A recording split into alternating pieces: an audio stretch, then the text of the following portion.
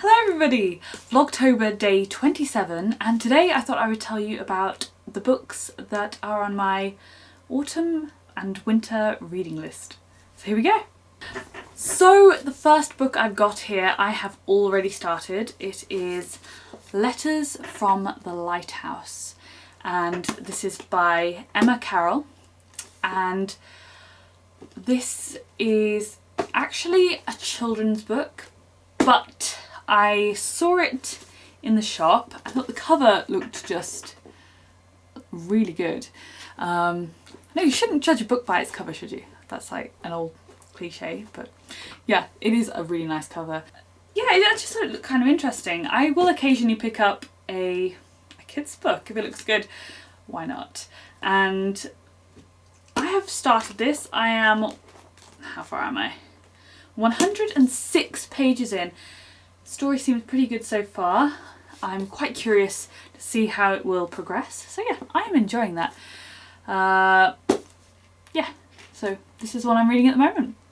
So the second book on my reading list is this. This is a copy of Kidnapped and the sequel Catriona by Robert Louis Stevenson. And I actually already have read Kidnapped. I read it a number of years ago and very much enjoyed it. I love Robert Louis Stevenson's adventure stories. They are very, very entertaining. So yes, I read Kidnapped, as I say, a number of years ago, but I never read Catriona, so I am looking forward to reading that and catching up on the characters and see where the story ends. So yeah, Catriona. So the third book on my reading list is this, After Many Years, and it is actually a compilation of 21 long lost stories by Lucy Maud Montgomery. And she was one of my favourite authors growing up. I absolutely adored her books. I mean, obviously Anne of Green Gables, Emily of New Moon, Pat of Silverbush, and the list goes on, and I just read so many of her stories. But she was very, very prolific with writing short stories. So I am looking forward to that. And it's really nice to sometimes just sit down with a short story when you've not got so much time to really get into anything. So, and she was very good at writing short stories. So I'm looking forward to that. My fourth book is this. It is The Professor by Charlotte Bronte, and I've read quite a lot of Bronte novels over the years. Generally very much enjoy them. So, but I have never read The Professor, so I think I need to read that. One of my favourite all-time books is actually Shirley by Charlotte Bronte. I adore that book. The story is so good.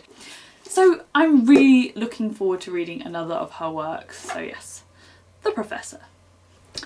Okay, so the final book on my reading list, and this is actually one that I bought for my birthday this year.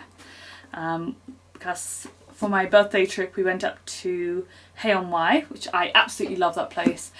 It is a fantastic book town. And I got myself this, A Tale of Two Cities, and obviously by Charles Dickens.